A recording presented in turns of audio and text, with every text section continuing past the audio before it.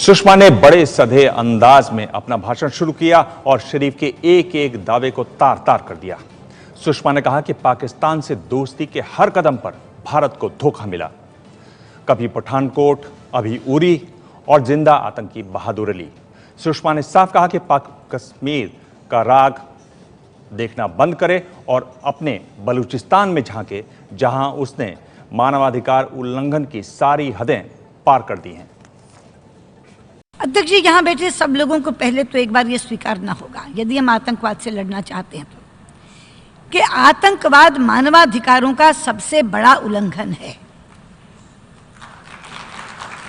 सबसे पहले हम इसे स्वीकारें, आतंकवाद मानवाधिकारों का सबसे बड़ा उल्लंघन है, क्योंकि वो निर्दोष लोगों को निशाना बनाता है, बेगुनाहों को मारता है।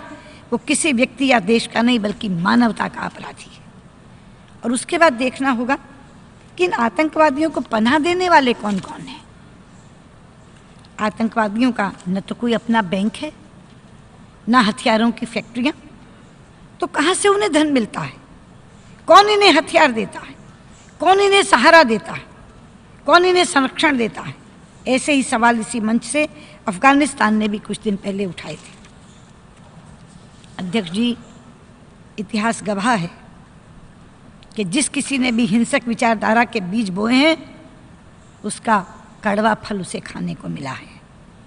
ये छोटे छोटे आतंकवादी समूह जो छिटपुट काम कर रहे थे, आज इन समूहों ने मिलकर एक राक्षस का रूप धारण कर लिया, जिसके अनगिनत हाथ हैं, अनगिनत पांव हैं, अनगिनत दिमाग हैं और साथ में है अति आधुनिक तकनीक। इसलिए यदि हम आतंकवाद को जड़ से उखाड़ना चाहते हैं तो एक ही तरीका है, हम अपने मतभेद भुलाकर आतंकवाद के खिलाफ एकजुट हों, उसका मुकाबला दृढ़ संकल्प से करें और अपने प्रयासों में तेजी लाएं।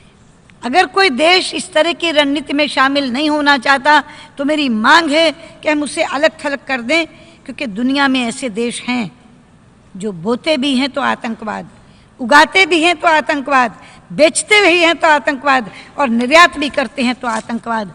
आतंकवादियों को पालना कुछ देशों का शौक बन गया है और ऐसे देशों को भी चिन्हित करना चाहिए जहां संयुक्त राष्ट्र द्वारा प्रतिबंधित आतंकवादी सरेआम जलसे कर रहे हैं, प्रदर्शन निकालते हैं, जहर उगलते हैं और उनके ऊपर कोई कार्रवाई नहीं होती।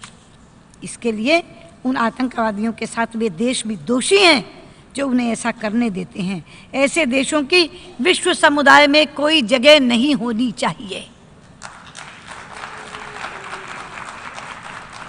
अध्यक्ष जी, 21 तारीख को इसी मंच से पाकिस्तान के प्रधानमंत्री ने भारत के संबंध में 2 बातें कही, जिनका जवाब देना चाहूँगी। एक तो उन्होंने कहा कि मेरे देश में मानवाधिकार का उल्लंघन हो रहा है। मैं कहना चाहूँगी कि जिनके अपने घर शीशे के हों, उन्हें दूसरों पर पत्थर नहीं फेंकने चाहिए। जरा एक बार बगल में झांक कर देख लें क्या हो रहा है बलूचिस्तान में, और वो खुद क्या कर रहे हैं वहां। मैं कह सकती हूं यहां के आज जो बलूचिस्तान में हो रहा है वो यातनाओं की पराकाष्ठा है। और दूसरी बात उन्होंने कही कि भारत जो शर्तें बातचीत के लिए लगा रहा है वो हमें मंजूर नहीं है। ये समझ नहीं रही कौन सी शर्त, किस शर्त की बात की जा रही है।